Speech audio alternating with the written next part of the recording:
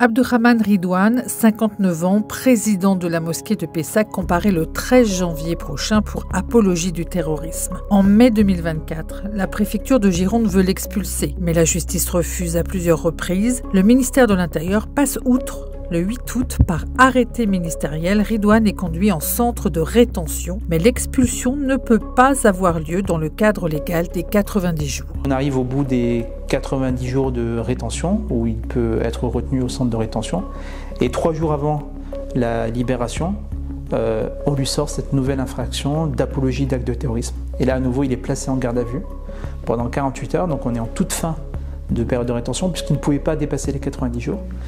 Et à la fin de la garde à vue, le procureur de la République demande un placement en détention provisoire, donc en prison, dans l'attente du procès. Et heureusement, on arrive à obtenir à nouveau gain de cause, puisque le juge refuse de placer en détention provisoire, puisque monsieur a un casier judiciaire vierge, il est connu, il ne va pas fuir, il n'a aucun intérêt à fuir à la justice, mais il est renvoyé le 13 janvier devant un tribunal correctionnel, justement, pour avoir dit que le chef du Hamas, du bureau politique du Hamas qui avait été assassiné par Israël, était un résistant qui a donné toute sa vie pour la lutte pour la Palestine. Le harcèlement judiciaire commence en 2022. D'abord, le ministère a essayé de fermer la mosquée. Le tribunal annule cette décision. La préfecture de Gironde met alors la pression sur le président de la mosquée. Son titre de séjour n'est pas renouvelé. Ce dossier ne fait que illustrer la façon avec laquelle on utilise tous les outils possibles pour essayer de brider la voix d'un homme qui parle librement, qui a cru au principe de la liberté d'expression, au principe de l'égalité, au principe de la fraternité, qui voit bien qu'en France, en fait, les droits ne sont pas les mêmes pour tous. La même stratégie est suivie à Marseille. La préfecture tente de fermer la mosquée des Bleuets en septembre 2024.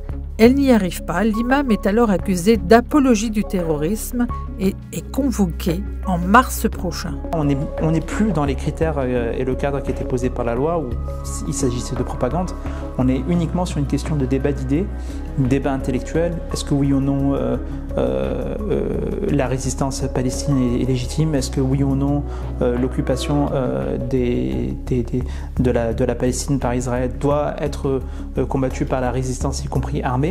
Et c'est ces débats-là qui sont aujourd'hui criminalisés en France et qui ne peuvent plus être exprimés, sauf pour aller dans un seul sens, à savoir le soutien inconditionnel à Israël. On a bien vu que parfois des commentateurs qui avaient décrit le peuple gazaoui comme étant un cancer à éliminer, qu'il fallait raser Gaza, jusqu'à aujourd'hui on attend toujours des condamnations, des poursuites, et il ne se passe rien. L'avocat de Ridouane espère obtenir la relaxe le 13 janvier pour pouvoir également obtenir la régularisation de la résidence de l'imam de Pessac. Sven Gezgez a défendu des écoles, des mosquées, des médecins, des libraires. Il tire un triste bilan. Il y a un soupçon systématique de culpabilité envers les musulmans. Ce qui est pensé de la communauté musulmane, c'est qu'il y a toujours une mauvaise intention, une intentionnalité qui serait cachée lorsqu'il s'agit de s'organiser. Lorsqu'on crée des associations, on serait dans une forme de séparatisme. S'ils ont des discours inclusifs qui clament leur respect pour les valeurs de la République, on va dire que c'est de l'affichage, que c'est de l'hypocrisie, que ça c'est un double discours et qu'en interne il se passe des choses différentes.